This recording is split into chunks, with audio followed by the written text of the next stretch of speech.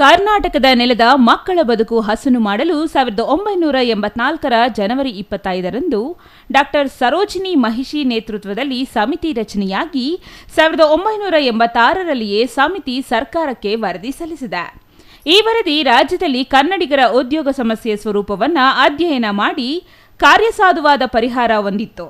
ಈ ವರದಿ ಗಮನಿಸಿ ಇದೇ ಮಾದರಿಯಲ್ಲಿ ಕೆಲ ರಾಜ್ಯಗಳು ಕಾನೂನು ರಚಿಸಿವೆ ಎಂದರು. ಡಾಕ್ಟರ್ ಸರೋಜಿನಿ ಮಹಿಷಿ ವರದಿಯ ಮಹತ್ವ ಅರಿಯಬೇಕು.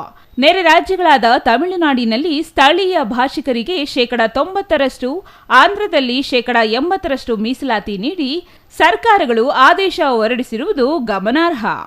2016ರಲ್ಲಿ ಪ್ರೊಫೆಸರ್ ಎಸ್.ಟಿ. ಸಿದ್ದರಾಮಯ್ಯನವರ ಅಧ್ಯಕ್ಷತೆಯಲ್ಲಿ ಡಾಕ್ಟರ್ ಸರೋಜಿನಿ ಮಹಿಷಿ ವರದಿ ಪುನರ್ ಪರಿಶೀಲನಾ ಸಮಿತಿ ರಚಿಸಲಾಯಿತು. ಆಗ ಸಮಿತಿ ವರದಿ ನೀಡಿದಾಗ ಸರ್ಕಾರಿ ವಲಯದಲ್ಲೇ ಹೆಚ್ಚು ಉದ್ಯೋಗಗಳು ಸೃಷ್ಟಿಯಾಗಿದ್ದವು. ಆದರೆ ಈಗ ಜಾಗತೀಕರಣ ಪರಿಣಾಮವಾಗಿ ಸರ್ಕಾರಿ ವಲಯದ ಉದ್ಯಮಿಗಳು ಹಿನ್ನೆಲೆಗೆ ಸರಿಯುತ್ತವೆ ಎಂದರು.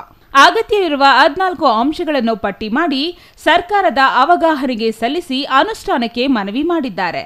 ಹಾಗಾಗಿ ಶೀಘ್ರ ಡಾಕ್ಟರ್ ಸರೋಜಿನಿ ಮಹಿಷಿ ಪರಿಷ್ಕೃತ ವರದಿ ಅನುಷ್ಠಾನಕ್ಕೆ ತರಬೇಕೆಂದು ಮನವಿ ಮೂಲಕ ಒತ್ತಾಯಿಸಿದರು. ಇನ್ನು ಈ ಸಂದರ್ಭದಲ್ಲಿ ನಮ್ಮ ಕರ್ನಾಟಕ ಸೇನೆ ರಾಜ್ಯ ಉಪಾಧ್ಯಕ್ಷ ಚಾಕನಹಳ್ಳಿ ನಾಗರಾಜ್, ತಾಲೂಕು ಅಧ್ಯಕ್ಷ ಎಸ್.ಎಂ. ರಾಜು, ಆಟೋ ಘಟಕದ ರಾಜ್ಯ ಉಪಾಧ್ಯಕ್ಷ ಶ್ರೀನಿವಾಸ್, ಅಂಜಿ ಕನ್ನಡಿಗ, ಚನ್ನಕೃಷ್ಣ, ಮಂಜುನಾಥ್ ಗೌಡ ಮತ್ತಿತರರು ಹಾಜರಿದ್ದರು.